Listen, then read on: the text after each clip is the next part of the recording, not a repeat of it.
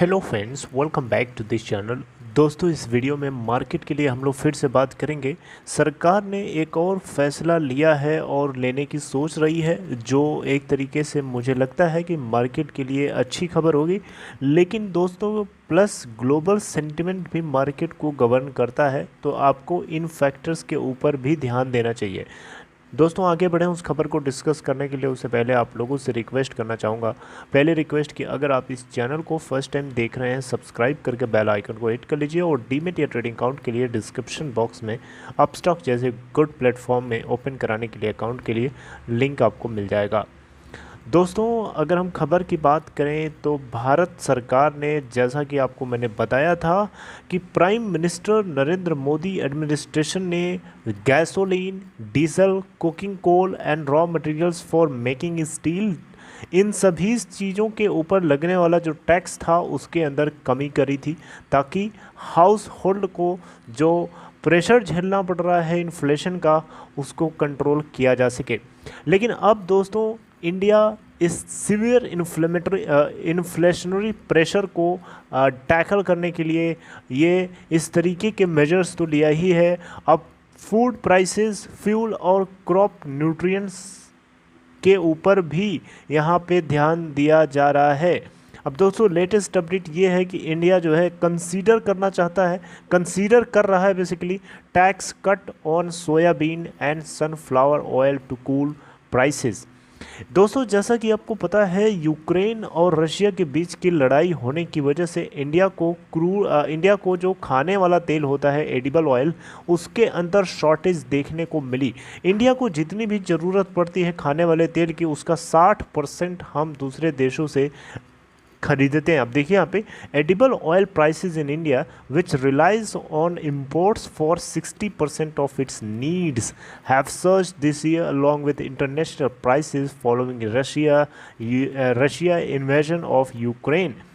Ukraine basically बहुत बड़ा supplier है सनफ्लावर ऑयल की, और सनफ्लावर ऑयल जो है चौक हो गया जब इन दोनों के बीच में लड़ाई हुई, और तब से लेकर के पूरी दुनिया भर में ये जो खाने वाला तेल है, इसकी शॉर्टेज बनी हुई है। और बीच में अभी एक और खबर आई थी कि इंडोनेशिया ने पाम ऑयल एक्सपोर्ट करना टेम्पररी बैन करने जा रहा है। तो ये एक और तरीके से खतरनाक खबर थी पूरी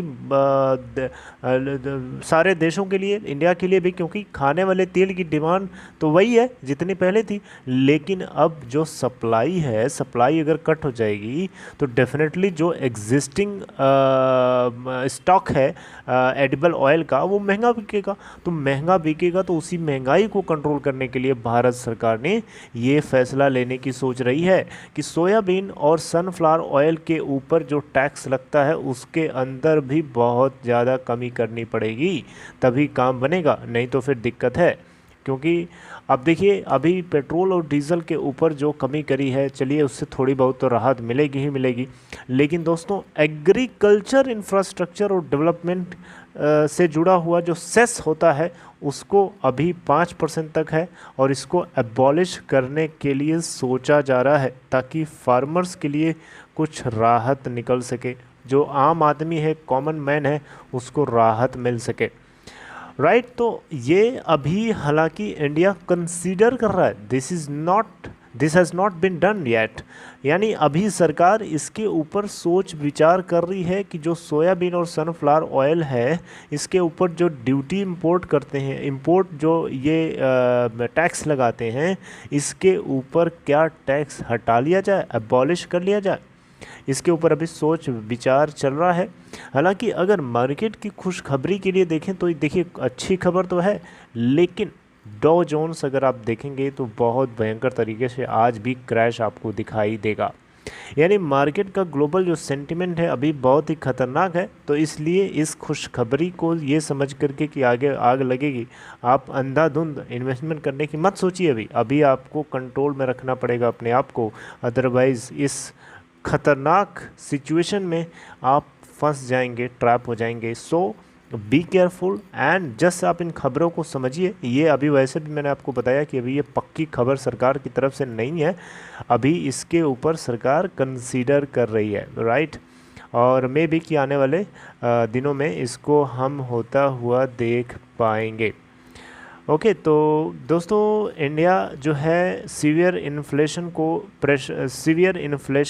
का जो प्रेशर है उसको टैकल करने के लिए अलग अलग तरीके से कोशिश कर रहा है। आरबीआई ने भी अभी कोशिश करी थी रेपो रेट को बढ़ा करके कुछ इन्फ्लेशन को कम करने की, हालांकि उसका असर तुरंत नहीं दिखता है, आने वाले कुछ महीनों में दिखेगा, 6-7 महीने बाद दिखेगा। आरबीआई फिर से बढ़ाने जा रहा है रेपो रेट को 6, 7, 8। जो एमपीसी की मीटिंग है इसके लिए भी आपको तैयार रहना होगा। हालांकि ये चीज़ मार्केट को पहले से पता है, राइट। इससे पहले 4 जून को जो इन्होंने किया था वो मार्केट को पता नहीं था, जिसकी वजह से हमें क्रैश देखने को मिला। तो दोस्तों अच्छी बात है, इन चीज़ों को नोटिस करिए, इन चीज़ों को ध्यान में रखिए और उसके बाद भी आप जल्दीबाजी मत करिए, मेरी यही आपसे एडवाइस रहेगी।